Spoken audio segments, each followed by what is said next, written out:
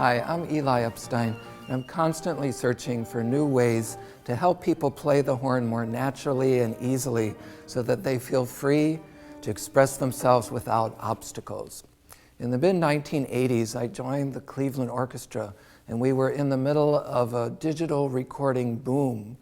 We were recording all of the Beethoven symphonies, Brahms symphonies, Schumann, Mahler, Bruckner symphonies, Strauss tone poems. And so at the age of 27, I had to figure out a way to do like 20 takes of a trio from Mozart Symphony No. 40 and do it, repeat over and over again the same thing and do it as well as I could. And so it forced me, it was like in this crucible, it forced me to learn new methods and a new system of playing the horn. And I'd like to share some of that with you today. Recently, I published a book called Horn Playing from the Inside Out, a method for all brass musicians, and I outline this system in the book. But actually, I discovered something after I published the book that brings all of the methods within the book into clear focus and gives us a much more easy, natural way to incorporate all of those methods. When I was younger, I thought that I controlled all the notes on the horn by using my lips. I thought the aperture, which is this middle part of the embouchure that vibrates, was the thing that changed size, and I would change notes just using the aperture. And there were a lot of things that made me believe that, like the term lip slur, for example. I thought, okay, well, you use your lips to slur something. Or lip trill, oh, you just use your lips to make a trill. And so I was focused on just using my lips, and I realized that I couldn't satisfy myself with that. I couldn't repeat over and over the same thing and get the same results.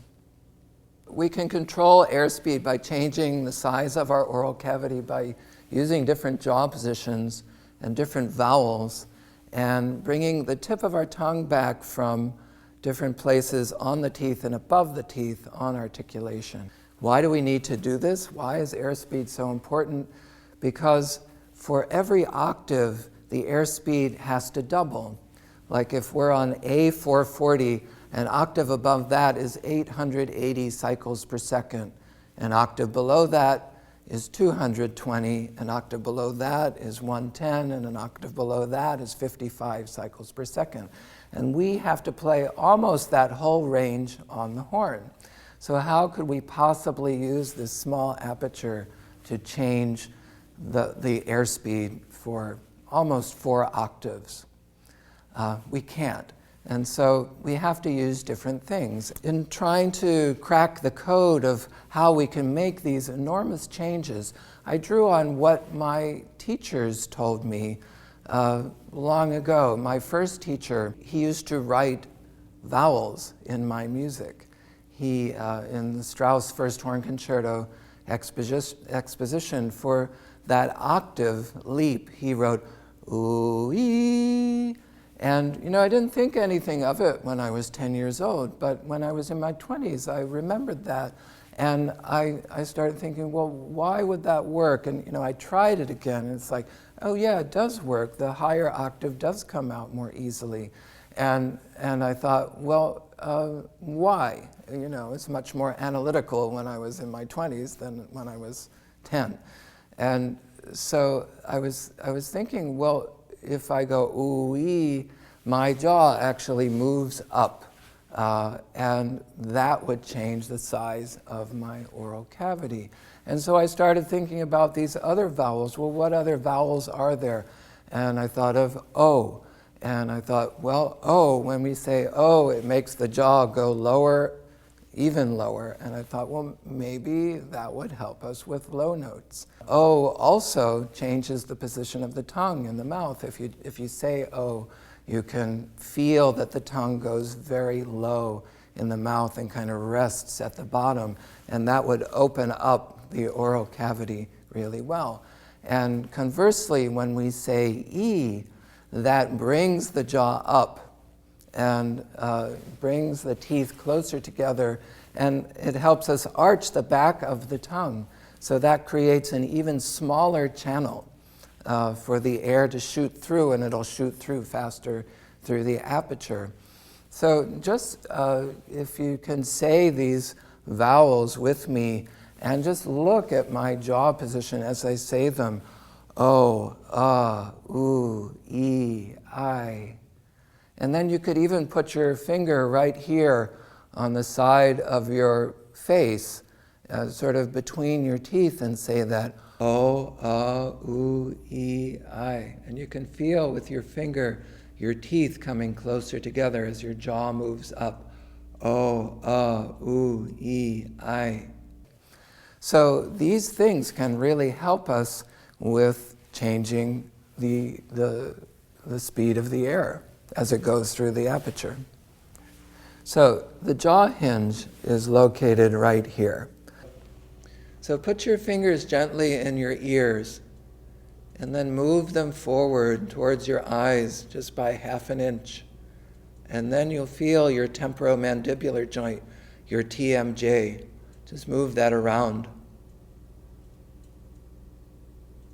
And it really is like a door hinge. It just moves open, it opens and closes very naturally. So Barbara Conable is a noted Alexander teacher, and she's written several excellent books about musicians and the body. And one of the things she says is that the mouth is not an object. The mouth is not a thing. The mouth is a space between things. So the mouth is a space between the tongue, the jaw, and the roof of the mouth, and on the sides, the insides of the cheek. And so we can change the volume of the mouth by moving the tongue, by moving the jaw, by changing the vowel. Watch my jaw as I play the low horn tutti from Shostakovich Symphony No. 5.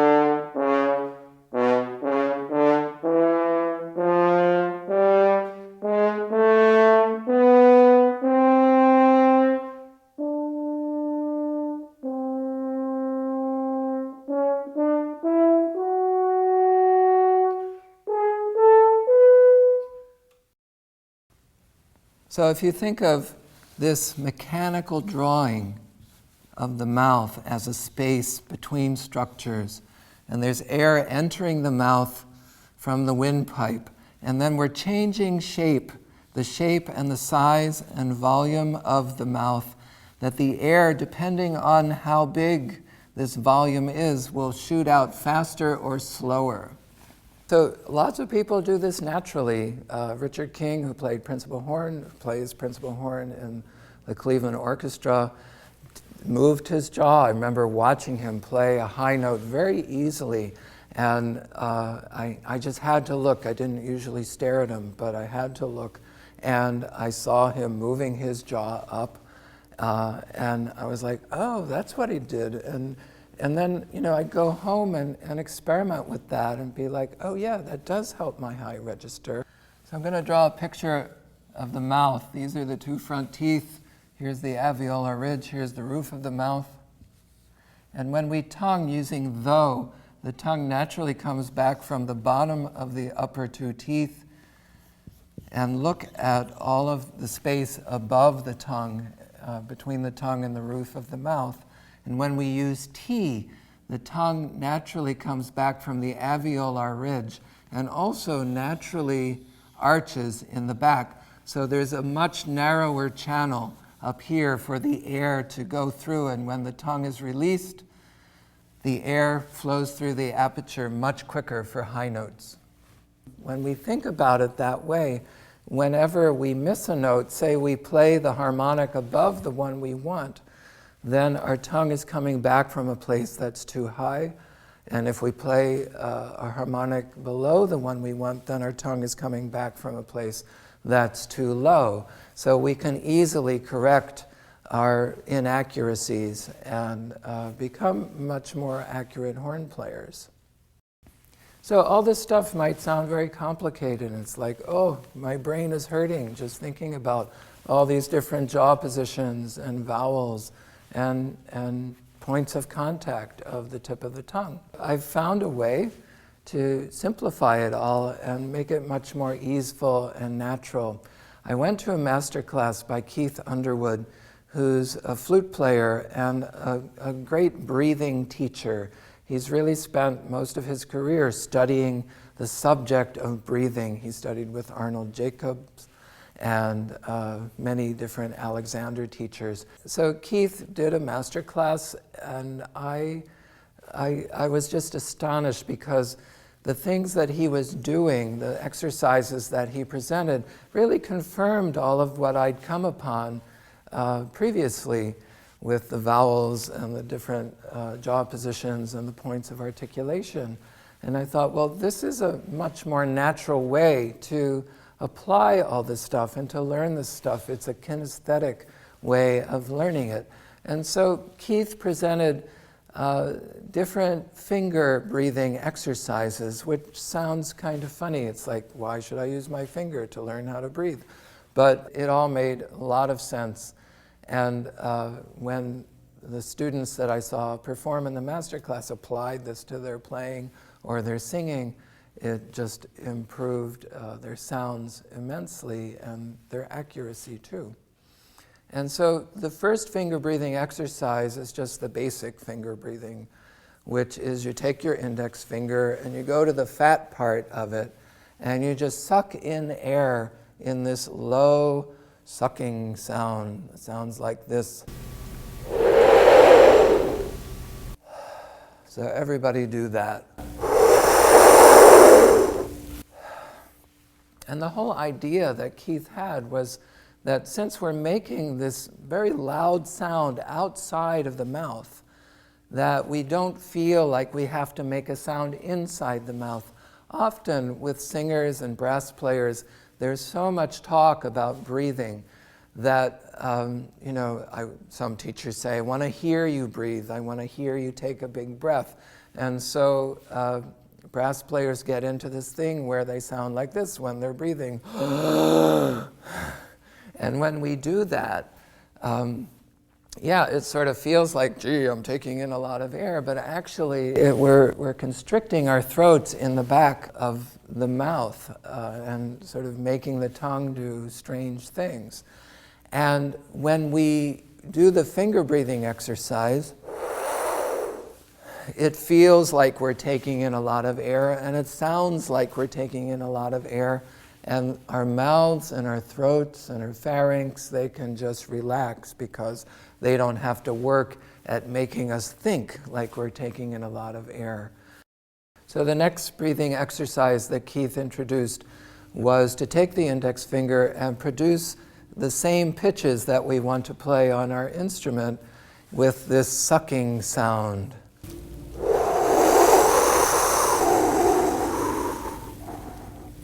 So you inhale and you create those pitches as you're inhaling. And now I can do it on C, G, C, G, C.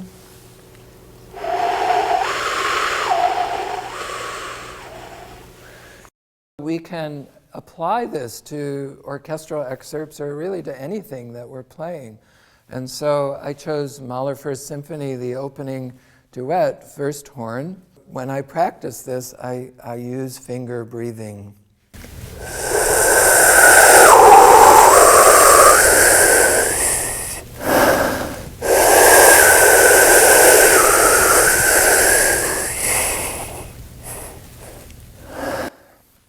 And so in order to get the low E, I actually have to say an O vowel to get that, or it won't come out. That was me not using an O vowel, and here I'm going to use O. And see how it centers better. And then I have to use an E vowel to go up to the high note. If I don't use E, it sounds like this. Not as high. That sounds better to me. So when I do that on the horn, then all of the things, all of the vowels, all the different jaw positions come into play. It's much easier if you're using the finger breathing to get those intervals very smooth.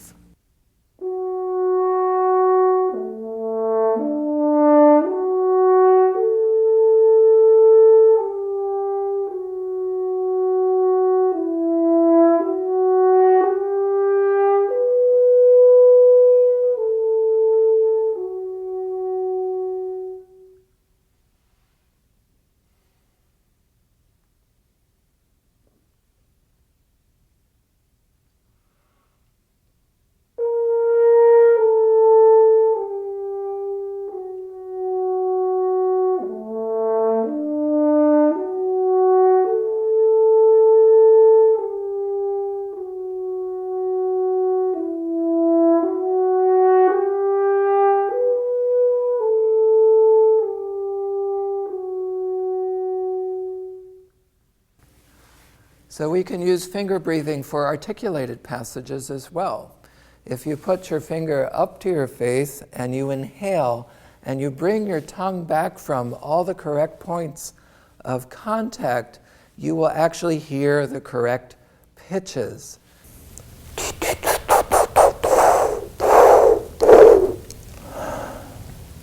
Our tongue is coming back from just the right places, the optimal places, for all those notes to come out very easily and naturally so that you don't have to think so hard. So before you play this passage in a concert or at an audition, you could even do this. And then you'll have a much better chance of all the correct notes coming out.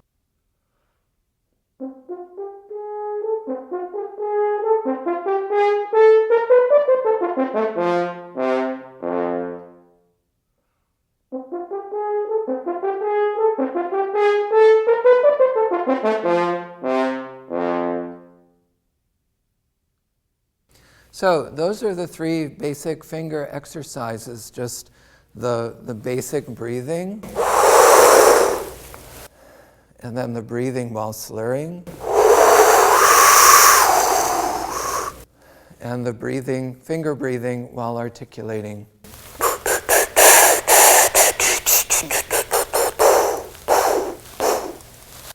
And these can really simplify the way that you approach playing the horn. These simple exercises have an immediate and beneficial effect on my playing.